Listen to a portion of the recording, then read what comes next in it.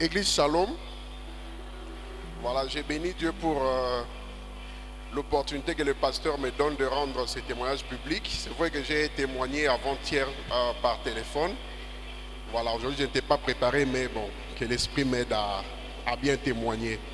En fait, tout est parti du 1er janvier 2020, au sortir du grand réveillon, le matin vers 6 heures. L'apôtre descendait de sa chair et m'a trouvé juste là à côté. Je lui ai présenté mes vœux et il m'a répondu. Quand il faisait son tour de l'église, il est arrivé au coin. Il a trouvé une de ses filles avec qui j'étais en relation. Et c'est là l'apôtre qui la saluera pour lui dire « Shalom ma fille ». Et à son retour, il m'a retrouvé là où j'étais. Et j'étais surpris qu'il m'indique la fille là où elle se trouvait pour me poser la question si la fille en question était ma fiancée. Alors à l'époque, on n'était pas fiancés. On était dans une relation que l'église encadrait bien sûr, mais on n'avait pas encore entamé le processus de fiançailles. J'ai dit à l'apôtre, on n'est pas encore fiancés, mais les encadreurs nous connaissent. Et il m'a dit que mon Dieu vous bénisse. Bon, ça m'a surpris. Et mon responsable au niveau de la jeunesse m'a directement intimé l'ordre de choisir une date pour la prédot. Ce qui fut fait. Malheureusement, il y a eu confinement. Donc on ne pouvait pas directement entamer le processus. Mais vu que les deux familles faisaient pression, on s'est choisi une date. Et je me suis battu, j'ai rassemblé 500 $ à l'époque pour couvrir toutes les dépenses liées à la prédot. Et j'ai fait appel à la sœur pour qu'elle vienne prendre l'argent, pour qu'elle puisse gérer. Et les jours où elle devait venir, je me réveille le matin, je cherche, je regarde là où j'avais mis l'argent. C'était dans une veste que je m'étais achetée il y avait 2 ou 3 jours. Et la veste et l'argent avaient disparu. Alors, je me suis dit à moi-même, je rêve ou quoi? J'ai placé l'argent à 21 h. Je me suis aussitôt endormi. Mais bon, il n'y a pas eu de voleur. Je ne suis pas sorti de la maison. Mais cette nuit-là, j'avais fait un rêve. J'avais fait une vision en fait. Et j'ai vu quelqu'un de très très proche. Comprenez, vu la sensibilité, je ne pourrais pas citer ni son nom ni son titre. J'ai vu quelqu'un de très très proche de moi venir me prendre quelque chose qui ressemblait à un certificat de mariage. Et la personne a déchiré ce certificat. Je me suis dit, mais pourquoi tu déchires ça? On me l'a donné avec beaucoup d'honneur, j'étais joyeux. Mais dis-toi, tu ne mérites pas ça. Alors j'ai lié la vision à la perte de l'argent. Je me suis mis un peu à avoir peur au fait. Et comme on pouvait s'y attendre, la sœur est venue. Bon, j'ai joué un peu au malin, je me suis mis à me fâcher sans raison parce que je n'avais plus rien. Et je n'avais plus rien à lui dire. Je lui ai dit, ben, nous sommes en plein confinement. Ça serait incongru pour nous d'organiser cette séance, cette cérémonie, sans que tes parents soient là à Kinshasa, tu vois. Donc on a créé Karaba, raison non fondée. Bon, elle est repartie très déçue, je pouvais le voir dans son visage. Et moi, il y avait de l'amertume en moi. Alors, qu'est-ce que je fais? Le jeudi avec Culte Live, avec l'apôtre ici. À l'époque, c'était encore au niveau du bureau. Je suis venu, je suis entré dans notre salle d'intercession. J'ai trouvé des frères qui étaient en train de prier. Bon, je n'ai dit à personne. Et ce témoignage, j'ai gardé pour moi, puisque je n'avais divulgué l'information à personne. Je me suis choisi un endroit au niveau du couloir. Je peux dire que je n'étais pas en train de pleurer, j'étais en train de parler à Dieu avec beaucoup d'amertume. Mais ton roi nous a bénis. Je me suis battu pour avoir de l'argent. Comment se fait-il que quelqu'un né d'une femme puisse me le prendre comme ça si facilement? Je suis sans défense. À quoi me servirait d'être encore appelé enfant de Dieu si j'étais humilié de la sorte? Parce que bon, la belle famille, au fait, commençait à mettre la pression. Qu'est-ce que je vais dire à la fille? Nous sommes en plein confinement. Je ne sais pas où trouver l'argent. C'est lui qui prêche là-bas au-dessus. Je le sers. Bon, j'ai commencé à parler comme pratiquement un fou. Et avant de m'en aller, j'ai pris le sable qui se trouve au niveau du couloir. J'ai mis dans ma poche. je suis rentré, j'habite un quartier ici à Limité.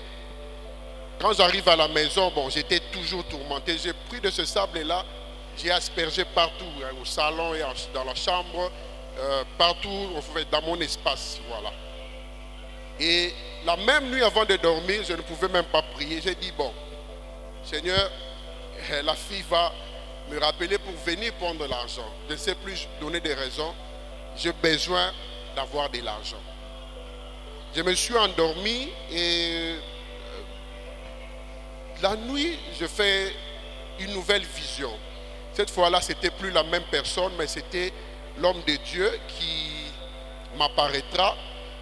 Il a pratiquement ouvert la porte et du salon et de la chambre. Je l'ai vu entrer. Papa, bonjour papa.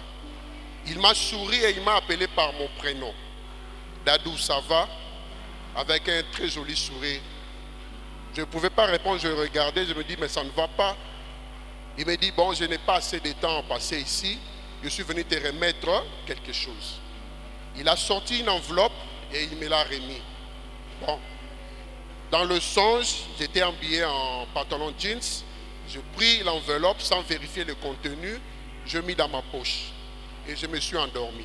Mais dans la réalité, j'avais mis ce qu'on appelle communément un pyjama. Un pyjama que je m'étais acheté, un pyjama neuf que je n'avais jamais mis et que j'avais sorti ces jours-là seulement avant de dormir. Et quand je me réveille le matin, vers 6 heures, je me rends compte que dans la poche du pyjama, il y avait quelque chose. Ah bon. Je n'ai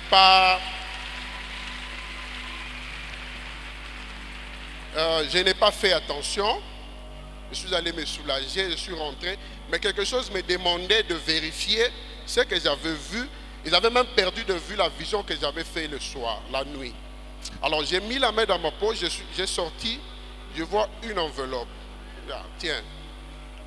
Et là, la vision me revient.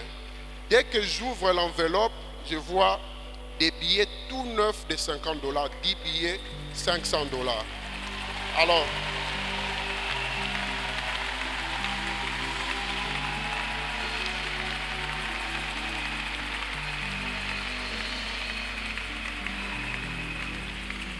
Alors, je me suis dit, mais non, je rêve. Je dois revenir à la normale. J'ai remonté le temps. Le jour où j'avais l'argent, je n'avais pas encore acheté, au fait, je n'avais pas ouvert la valise dans laquelle j'avais mis le pyjama. J'avais mis l'argent dans la poche de la veste. Et j'ai mis dans le protège-veste et j'ai mis dans la garde-robe. Entre la garde-robe et la valise, il y a vraiment une... Et je vis seul. Des billets de dollars, tout neuf. Non, j'avais perdu, l'argent que j'avais, c'était 500 $ en billets de 50. Mais bon, pas tout neuf, hein, des billets un peu usités, tout ça. Mais l'argent que j'ai retrouvé, c'était toujours des billets de 50 $, mais cette fois-là, tout neuf.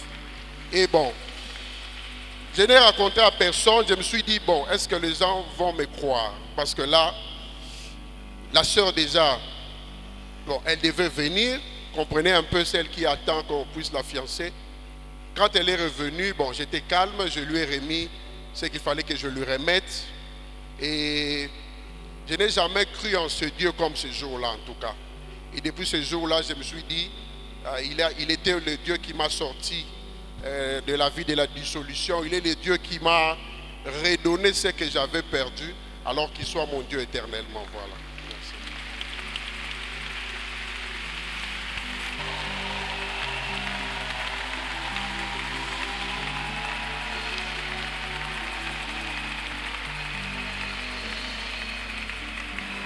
Shalom Église.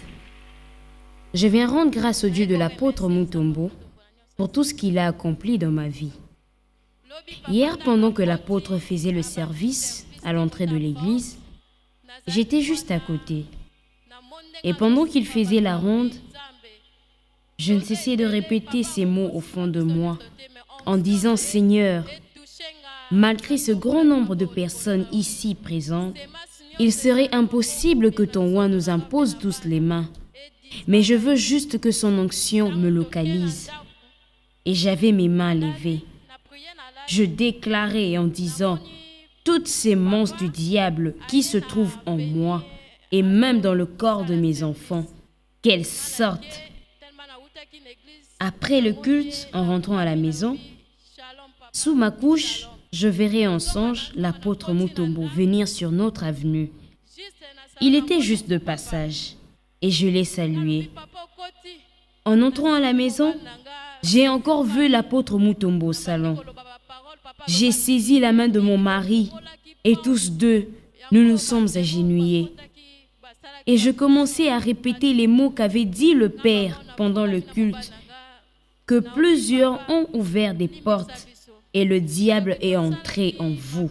Sur le champ, j'ai commencé à demander pardon à Dieu pour tous ces temps passés dans l'ignorance. Et du coup, papa a placé sa main sur mon bas-ventre. Et un démon qui sortait de mon sexe sous forme d'une chaleur incroyable. Papa l'a chassé. Ensuite, papa a juste placé son doigt sur ma paume de main. J'ai vu les étincelles de feu qui sortaient du doigt de l'apôtre et qui perçaient ma main. J'étais surprise de voir les démons qui sortaient en moi. Je n'en revenais pas que j'étais assiégée par des milliers de démons. Juste après, l'apôtre me dira, tu es guéri. Raison pour laquelle je viens bénir le Dieu de l'apôtre Mutombo pour la délivrance qu'il m'a accordée.